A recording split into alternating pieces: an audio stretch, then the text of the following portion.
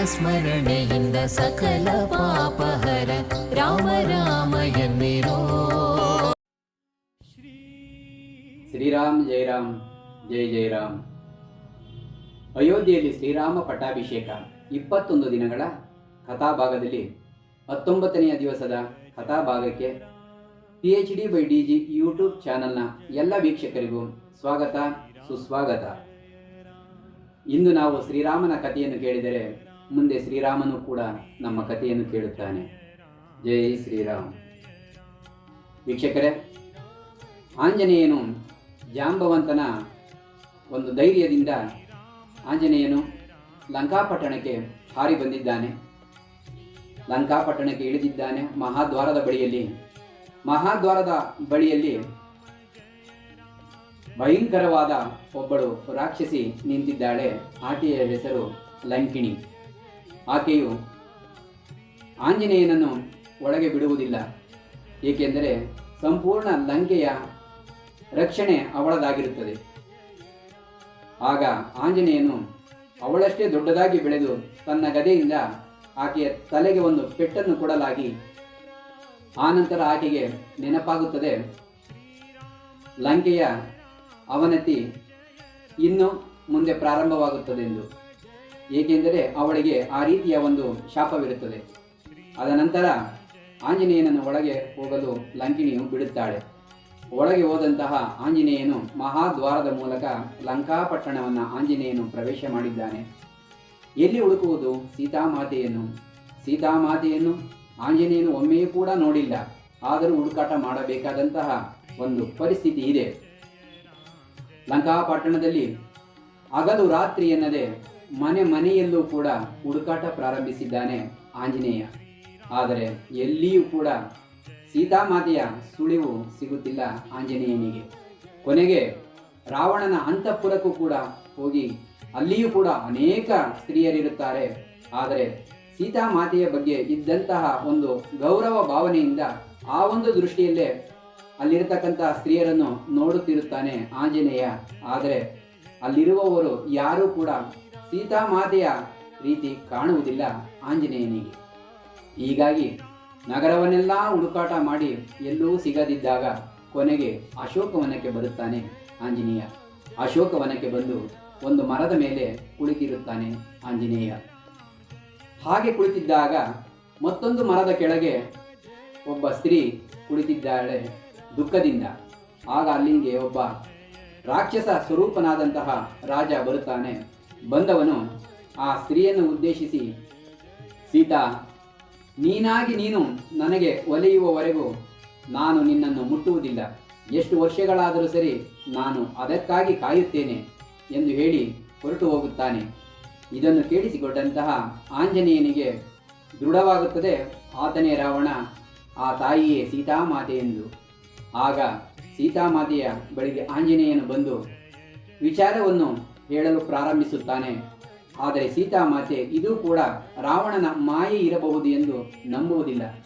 ಕೊನೆಗೆ ಆಂಜನೇಯನು ಶ್ರೀರಾಮರು ಹೇಳಿ ಕಳಿಸಿದಂತಹ ಕೆಲವು ಗುಪ್ತ ವಿಚಾರಗಳನ್ನು, ಅದು ಶ್ರೀರಾಮ ಮತ್ತು ಸೀತಾಮಾತೆ ಇಬ್ಬರಿಗೆ ಗೊತ್ತಿದ್ದಂತಹ ಅನೇಕ ಗುಪ್ತ ವಿಚಾರಗಳನ್ನು ಶ್ರೀರಾಮ ದೇವರು ಆಂಜನೇಯನ ಬಳಿಯಲ್ಲಿ ಹೇಳಿ ಕಳಿಸಿರುತ್ತಾರೆ. ಈ ಗುಪ್ತ ವಿಚಾರಗಳನ್ನು ಯಾವಾಗ ಸೀತಾಮಾತೆಯವರಿಗೆ ಆಂಜನೇಯನು ಹೇಳಲು ಪ್ರಾರಂಭಿಸಲಿ, ಆಗ ಸೀತಾಮಾತೆಯವರಿಗೆ ಆಂಜನೇಯ ಮೇಲೆ ನಂಬಿಕೆ ಬರುತ್ತದೆ. ಆದರೂ ಕೂಡ ಪೂರ್ಣ ನಂಬಿರುವುದಿಲ್ಲ. ಕೊನೆಗೆ ಆಂಜನೇಯನು ಶ್ರೀರಾಮ ದೇವರಿಂದ ತಂದಿದ್ದಂತಹ ಒಂದು ಮುದ್ರಿಕೆಯನ್ನು ಸೀತಾಮಾತೆಯವರಿಗೆ ಕೊಡುತ್ತಾನೆ. ಆ ಮುದ್ರಿಕೆಯನ್ನು ನೋಡಿದಾಗ ಸೀತಾಮಾತೆಯವರಿಗೆ ಕಣ್ತುಂಬಿ ಬರುತ್ತದೆ. ಆ ಮುದ್ರಿಕೆಯಲ್ಲಿ ಶ್ರೀರಾಮ ದೇವರು ಕಾಣಿಸುತ್ತಾರೆ. ತದನಂತರ ವಿಚಾರವನ್ನು ಆಂಜನೇಯನಿಂದ ಎಲ್ಲವನ್ನು ತಿಳಿದುಕೊಳ್ಳುತ್ತಾರೆ ಸೀತಾಮಾತೆ. ಆಂಜನೇಯನು, ಮಾತಾ, ನೀವಿನ್ನು ಯಾವುದಕ್ಕೂ ಚಿಂತಿಸಬೇಡಿ. ಅತಿ ಶೀಘ್ರದಲ್ಲಿ ರಾವಣನನ್ನು ಸಂಹರಿಸಿ ಶ್ರೀರಾಮ ಪ್ರಭುಗಳು ನಿಮ್ಮನ್ನು ಕರೆದುಕೊಂಡು ಹೋಗುತ್ತಾರೆ ಎಂದು ಧೈರ್ಯ ಹೇಳಿ ಅಲ್ಲಿಂದ ಹೊರಡುತ್ತಾರೆ. ಹೊರಡುವಾಗ ರಾವಣನ ಬಲಾಬಲವನ್ನು ಪರೀಕ್ಷಿಸಬೇಕೆಂದು ಯೋಚಿಸಿ ರಾವಣನ ಬಳಿಗೆ ಹೋಗುವ ಬಗೆಯಾದರೂ ಹೇಗೆ ಎಂದು ಯೋಚಿಸುತ್ತಾರೆ. ಹಾಗೆ ಯೋಚಿಸಿದವರು ಆಂಜನೇಯ ಪ್ರಭುಗಳು ಆ ಒಂದು ಅಶೋಕ ವನವನ್ನು ಹಾಳು ಮಾಡಲು ಪ್ರಾರಂಭಿಸುತ್ತಾರೆ. ಈ ಸುದ್ದಿಯು ರಾವಣನಿಗೆ ತಿಳಿಯುತ್ತದೆ. ಆಗ ರಾವಣನ ಮಗನಾದಂತಹ ಅಕ್ಷಯ ಕುಮಾರನು ಈ ಆಂಜನೇಯನನ್ನು, ಅಂದರೆ ಅವರ ದೃಷ್ಟಿಯಲ್ಲಿ ಒಂದು ಕಪಿ, ಈ ಕಪಿಯನ್ನು ಹಿಡಿಯಲು ಅಲ್ಲಿಂದ ಬರುತ್ತಾನೆ ಅಕ್ಷಯ ಕುಮಾರ. ಆ ಅಕ್ಷಯ ಕುಮಾರನನ್ನು ಆಂಜನೇಯನು ಒಂದು ಮರವನ್ನು ಬುಡ ಸಮೇತ ಕಿತ್ತು ಆ ಮರದ ಬುಡದಿಂದ ಅಕ್ಷಯ ಕುಮಾರನನ್ನು ಸಂಹಾರ ಮಾಡಿಬಿಡುತ್ತಾನೆ ಆಂಜನೇಯ. ಈ ವಿಚಾರವನ್ನು ತಿಳಿದು ಕೋಪೋದ್ರಿಕ್ತನಾದಂತಹ ರಾವಣನ ಮತ್ತೊಬ್ಬ ಮಗನಾದ ಇಂದ್ರಜಿತ್ ಸೈನ್ಯ ಸಮೇತ ಆಂಜನೇಯನನ್ನು ಹಿಡಿಯಲು ಬರುತ್ತಾನೆ, ಅಂದರೆ ಒಂದು ಕಪಿಯನ್ನು ಹಿಡಿಯಲು ಬರುತ್ತಾನೆ.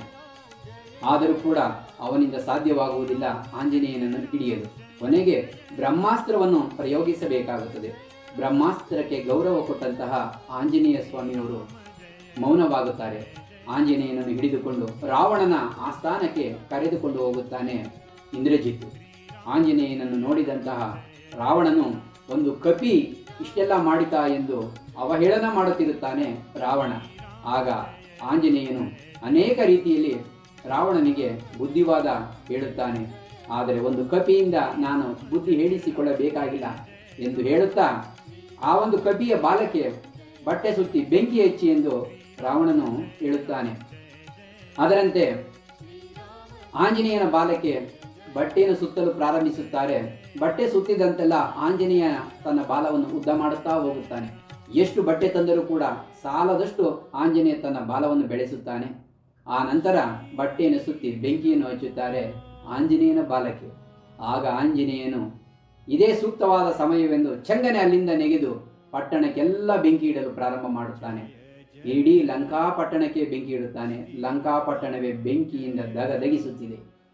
ಆ ನಂತರ ಅಲ್ಲಿಂದ ಜಿಗಿದಂತಹ ಆಂಜನೇಯನು ಸೀತಾಮಾತೆಯು ಇರುವಂತಹ ಜಾಗಕ್ಕೆ ಬಂದು ಮಾತೆಯವರಿಗೆ ಎಲ್ಲ ವಿಚಾರವನ್ನು ತಿಳಿಸಿ ಮಾತೆಯವರಿಂದ ಒಂದು ಆಭರಣವನ್ನು ತೆಗೆದುಕೊಂಡು ಅಲ್ಲಿಂದ ಮತ್ತೆ ವಾನರರು ಎಲ್ಲರೂ ಇರತಕ್ಕಂತಹ ಜಾಗಕ್ಕೆ ಹಾರಿ ಬರುತ್ತಾನೆ ಆಂಜನೇಯ ಯಶಸ್ವಿಯಾಗಿ. ವೀಕ್ಷಕರೇ, ಪರಸ್ತ್ರೀಯನ್ನು ಬಲಾತ್ಕಾರದಿಂದ ಮೋಹಿಸಿದಾಗ ಏನಾಗಬಹುದು ಎಂಬ ಸಂದೇಶವನ್ನು ಜಗತ್ತಿಗೆ ನೀಡಿದಂತಹ ರಾಮಾಯಣ ಅದು ಕೇವಲ ಒಂದು ಕಥೆಯಲ್ಲ, ಅದೊಂದು ಮಹಾನ್ ಕಾವ್ಯ. ಜೈ ಶ್ರೀರಾಮ್. ವೀಕ್ಷಕರೇ, ಮನಸ್ಸಿನ ಅನೇಕ ಸಮಸ್ಯೆಗಳಿಗೆ PhD by DG ಯೂಟ್ಯೂಬ್ ಚಾನಲ್ನಲ್ಲಿ ಬರತಕ್ಕಂತಹ ಇಂತಹ ವಿಡಿಯೋಗಳನ್ನು ನೋಡುತ್ತೀರಿ. ಲೈಕ್ ಮಾಡಿ, ಶೇರ್ ಮಾಡಿ ಮತ್ತು ಯೂಟ್ಯೂಬ್ ಚಾನಲ್ಗೆ ಸಬ್ಸ್ಕ್ರೈಬ್ ಆಗಿ. ಜೈ ಶ್ರೀರಾಮ್. ವ್ಯೋಮಕೇಶನ ದಿವ್ಯ ತಾರಕ ಮಂತ್ರವು ರಾಮ ರಾಮ ಎನ್ನಿರೋ. ರಾಮ ರಾಮ ಜಯ ರಾಜ ರಾಮ್, ರಾಮ ರಾಮ ಜಯ ಸೀತಾರಾಮ್, ರಾಮ ರಾಮ ಜಯ ರಾಜ ರಾಮ್, ರಾಮ ರಾಮ ಜಯ ಸೀತಾರಾಮ್, ರಾಮ ರಾಮ ಜಯ ರಾಜ ರಾಮ್, ರಾಮ ರಾಮ ಜಯ ಸೀತಾರಾಮ್.